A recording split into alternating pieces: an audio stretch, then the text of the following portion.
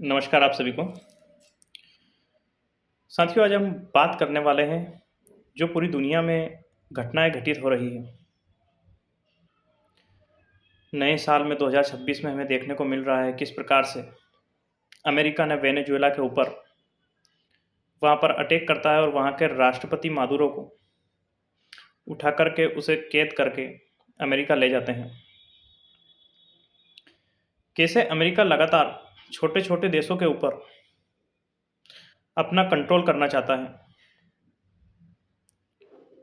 जानने में और सुनने में आ रहा है कि वेनेजुएला के पास ऑयल के तेल के भंडार हैं, जो कि एक ऊर्जा का बहुत बड़ा स्रोत है और जिसका ऊर्जा पर कंट्रोल होता है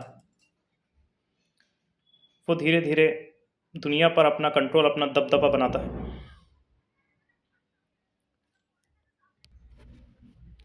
क्या यह वर्ल्ड वार 3 की आहट है जो दुनिया को युद्ध की ओर धकेलती जा रही है? वेनेजुएला के बाद में अब अमेरिका ग्रीनलैंड पर भी अपना प्रभुत्व चाहता है। अमेरिका ने धमकी दी है कि वह जल्दी उस पर अटैक करेगा। चीन भी ताइवान पर अपनी संप्रभुता चाहता है, उस पर कब्जा करना चाहता है। हर एक बड़ा देश अपने से छोटे देश पर आधिपत्य कब्जा करना चाहता है। अब इसमें देखना यह होगा कि लोकतांत्रिक व्यवस्थाओं में अगर हम हमारे देश भारत की बात करें तो यहाँ पर भी बहुत सी आंतरिक समस्याएं हैं जिनका समाधान सरकार को उचित समय पर करना बहुत आवश्यक है।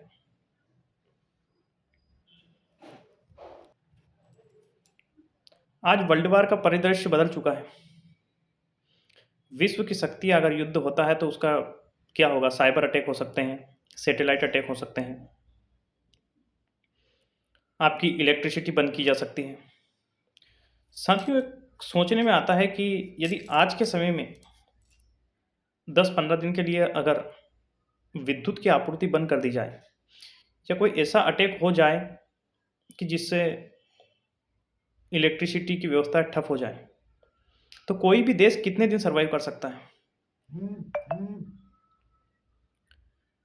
मोबाइल से जो डिजिटल लेन देन है हमारा, वो बंद हो जाएगा। पानी, जल स्रोत, बहुत सारी समस्या उत्पन्न हो जाएगी कि जिसके कारण बिना युद्ध लड़े भी किसी देश को झुकाया जा सकता है। आने वाले समय में ये सब चीज़ें युद्ध के तरीके देखने को मिलेंगे।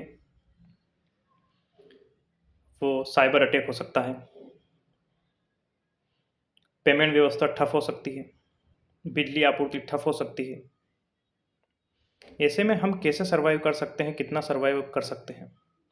इन सब चीज़ों के लिए हमें व्यक्तिगत रूप से सोचना बहुत आवश्यक है, क्योंकि देश का प्रत्येक नागरिक इस चीज़ को समझे। क्योंकि जब कोई घटनाएं घटित होती है तो सरकार अपनी जिम्मेदारियों से भाग जाती है। सरकार हाथ खड़े कर देगी कि हम कुछ नहीं कर सकते, ऐसी स्थिति है, वैसी स्थिति है। लेकिन आम नागरिक इसमें अपनी क्या भूमिका निभा सकता है? आज विश्व के दूसरे देशों के साथ ये घटनाएं घटित हो रही है, युद्ध हो रहे हैं, सब चीज़ हो रही है। और जो चीज़ें दूसरे देशों में घटना होती है उसका इम्पैक्ट पूरे वर्ल्ड पर पड़ता है। हमारे देश में भी हमने अभी देखा, पाकिस्तान के साथ में युद्ध की शुरुआत हो चुकी थी। आने वाले समय में बांग्लादेश है, पाकिस्तान है, चाइना है, बहुत सारे युद्ध रणनीतियां हैं और युद्ध के तरीके जो बदल रहे हैं। क्या हम उसके लिए तैयार हैं? यदि अगर हम तैयार नहीं हुए, युवा तैयार नहीं हुए, तो बहुत बुरी स्थिति बनने वाली है। मिसाइल अटैक या युद्ध या गोली से ही नहीं लड़ा जाएगा। आने वाला युद्ध बौद्धिक स्तर से, आपके फूड पर, खाने पर कंट्रोल करके, पानी पर कंट्रोल करके, हवा पर कंट्रोल करके हो सकता है, उसके लिए सभी युवा, सभी को जागरूक रहना बहुत आवश्यक है। आज वर्ल्ड में क्या हो रहा है, क्या हो रहा है, सब चीज़ों की जानकारी होना भी बहुत आवश्यक है। धन्यवाद साथी।